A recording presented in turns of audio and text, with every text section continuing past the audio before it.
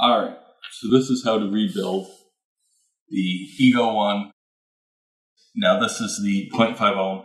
Should work about the same with the 1.0 ohm. These are actually really easy to rebuild. All you need to do, first thing, you want to get that little black rubber O-ring off so you don't damage it. So just peel that off, set that down somewhere. Okay, you'll notice there's a little ring there. The easiest thing to do with the ring is get something that has a sharp jaws, dikes, something. Wire strippers work perfectly. You can put it in one of the little notches for stripping wire, and it pops right out. Okay, so you have that piece. Inside, you can see the coil wire sticks out right there. Okay. The easiest way to get everything out is at the bottom. Just take this, pull it out. The post, you'll notice a little rubber ring to separate the contacts. Take that out. Okay. And then you've got your coil. A straight shot through. Just grab something and you push, and out it falls. And then you've just got your holder. Alright, you take a look at the coil, you'll notice this is actually cotton that it's wrapped in. You can unwrap that. Okay. Then it is actually wrapped in some form of silica or fiberglass. It doesn't really matter what it is, because it's gone, and that's the problem. And then you have your coil, which you'll notice is nicely coated in carbon. The easiest way to clean that off is with a little mini torch. Hopefully it'll fire for me today.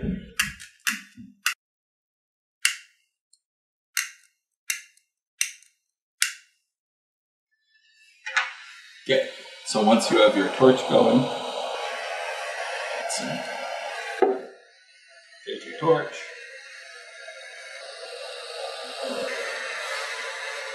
Take your coil and flame the hell out of that little basket. Right near the tip, you get it going nice and red hot. And that will get any carbon off it. Okay, we'll kill the torch. Do not set it on your nice wooden desk after you flamed it. Or don't just, hold it in your hand. You want to give it a minute. Okay, one other thing that fell out that I should note is there is at hem, I can get close enough, a little stainless steel mesh ring. Not sure if it's really that important, but you want to keep it. Okay. Alright. That cool enough? Yes, cool enough to touch. Okay.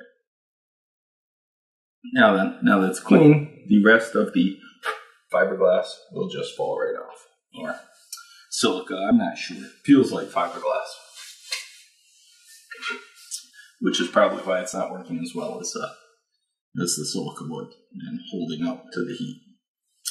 Alright, now you could either just rewrap it in this, or if you happen to have, say, some cotton from an E-grip RBA base or something else, just get out some of that.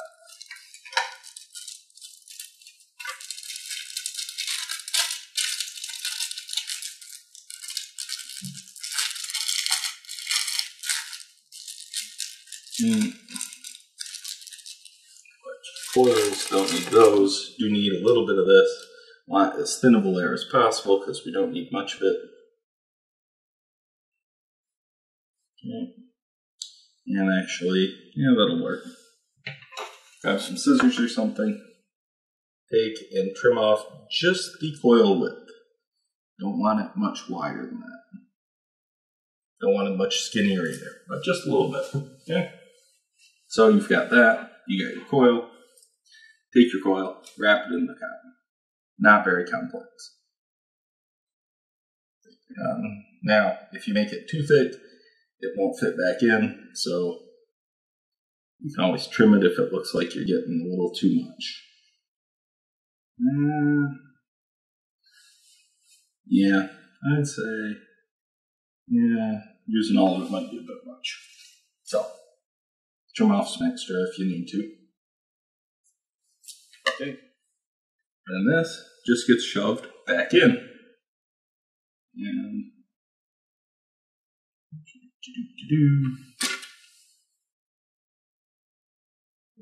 make sure it's going in the edge. Okay. Don't want to shove just the coil without the wick. That won't work very well for you. So if you got some tweezers or something, you can just push the cotton down the edge to make sure it's going in with the coil. Okay. Voila. Okay. This little piece, this little screen goes on over that. Okay. And then this ring goes on. Now, when you put the ring on, there is, if I can get it close enough, a little notch right in the edge there. Okay, that's where the wire goes. Simple as that. So you line them up. And first you gotta line your little ring up if it's not where it belongs, which it is not in our case. So that's gotta sit down where it goes. Okay. So you get your mesh where it needs to be. Grab your ring. Push down. Line up.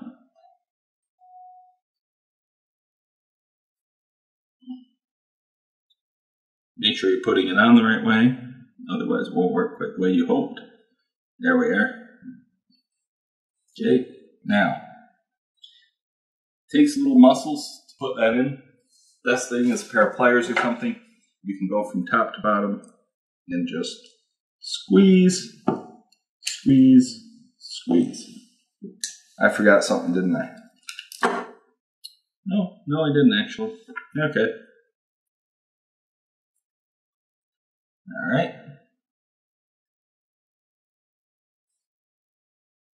Not quite tight yet. Other thing you can do is,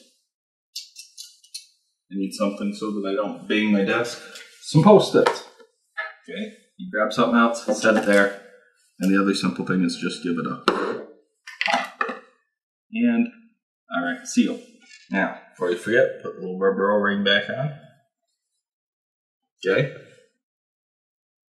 Now, you may notice there's some cotton in the center of your thing. Unless you've got something skinny and little, you're not going to be able to shove that out. Not that it will damage anything, but you may not want that there. And if so, just grab something and move it around so it's not blocking. What you don't want is the cotton to be blocking the hole. Anywhere else is fine, but not blocking the hole. All right, you have the wire on the other end. Make sure your rubber O-ring goes around the wire so it's not touching the side, or yeah, not really an O-ring, gasket. Okay, then this should be familiar to anybody who's done this before. Just shove that in so it meets, and voila, rebuilt. Now, if I have some liquid, we'll test it out and see if it works. Okay, because it's cotton now, no fiberglass buffer. You want to make sure it's nice and wet before you start working with it. So I'm going to throw some liquid on there. Put some right down the little holes in the side. Get it started wicking.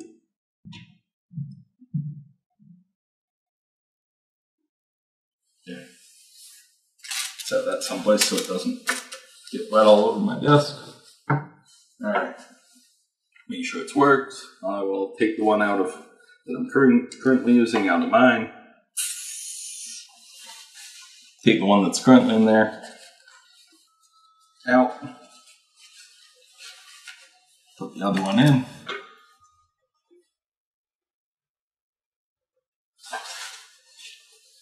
Okay. That goes in there, and all went well.